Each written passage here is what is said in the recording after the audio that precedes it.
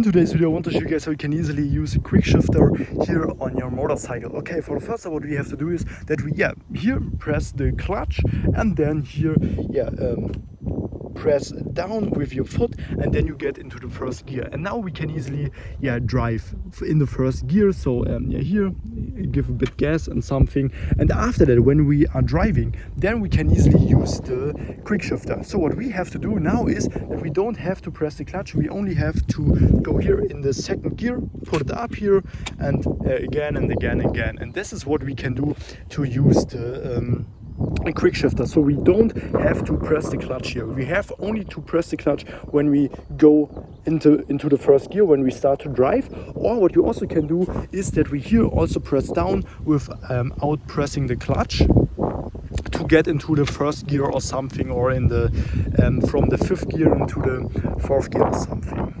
But then when we are down in the first gear and we want to go neutral, then we have to press the clutch again. So press the clutch again and then go up a little bit, and then we go into the first gear, in neutral with the clutch. And this is the only two options where you have to press the clutch if you have a Quickshifter and Blipper.